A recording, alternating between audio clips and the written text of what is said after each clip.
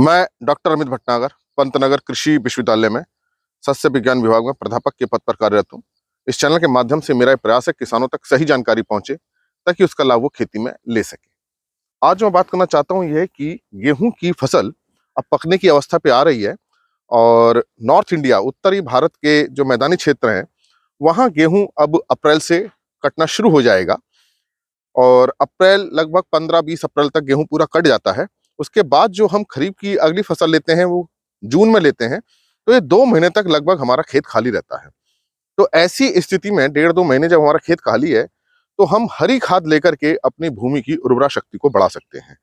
तो किसान भाइयों को मेरी ये सलाह है कि गेहूं काटने के बाद आप ढैंचे की हरी खाद लें, तो इससे खेत की उर्वरता बढ़ेगी और जो अगली फसल होगी उसका हमें उत्पादन ही बहुत अच्छा मिलेगा।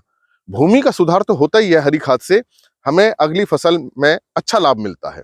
तो इसके लिए आप क्या करें, गेहूं की फसल काटने के बाद आप ढैंचे के बीज को करीब 12-13 किलोग्राम प्रति एकड़ की दर से प्रयोग कर सकते हैं।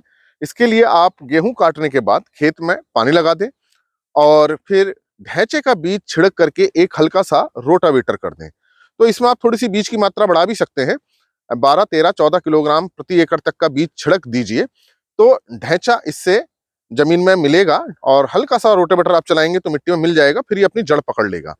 अब ढैंचा जब होगा खेत के अंदर, तो एक तो सबसे बड़ा फायदा यह है कि जो घास आप बनती खेत के अंदर आती वो नहीं आएगी। फिर ढैंचे के अपने बहुत ज्यादा फायदे हैं। ढैंचा हम जानते हैं ये एक दलहनी फसल है, ये जमीन के अंदर नाइट्रोजन का फिक्सेशन करती है, बायोलॉजिकल नाइट्रोजन फिक्सेशन होता है, तो जमीन के अंदर नाइट्रोजन की मात्रा बढ़ेगी।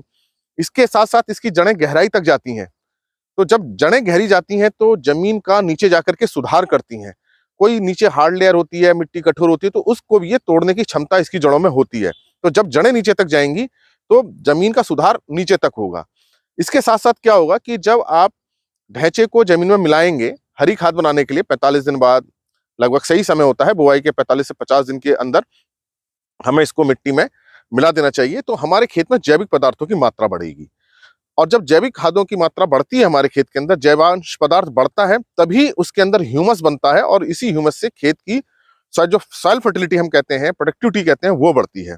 तो हमको खेत खाली नहीं छोड़ना है, उसके अंदर हमें ढैंचा डाल देना है और बीच में 1-2 बार आवश्यकता अनुसार हमें सिंचाई कर देनी है। भले ही हमें कम बायोमास मिले, उसकी वृद्धि कम हो ढैंचे की, लेकिन कुल मिलाकर के हमारे खेत की जो सुधार होगा। इसलिए आप लोगों को सलाह है कि गेहूं काटने के बाद खेत को खाली ना छोड़ें, उससे हमारे खेत में नुकसान होता है, मृदा अपरदन होता है, घास बढ़ती है और कोई भी फायदा नहीं होता है। जबकि हम ढैंचे की अगर हरी खाद ले लेंगे तो हमें बहुत सारे उसके फायदे मिलते हैं।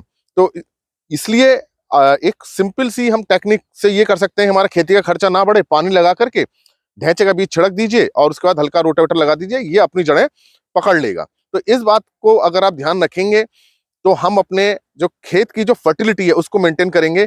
इसके साथ साथ जो सबसे बड़ा अच्छा फायदा जैवांश पदार्थों का है, क्योंकि देखिए जैवांश पदार्थ किससे मिलते हैं, गोबर की खाद से, कंपोस्ट से, हमारे फसल के रेजिड्यूज से जो ये रह जाएंगे, लेकिन इनकी मात्रा चूंकि बहुत कम रहती है, गोबर की खाद उपलब्ध नहीं हो पा रही है, कंपोस्ट बन नहीं पा रही है, तो ऐसी स्थिति में हरी खाद सबसे अच्छा उपाय है कि जो आपके खेत में जैवांश पदार्थों को बढ़ाएगा।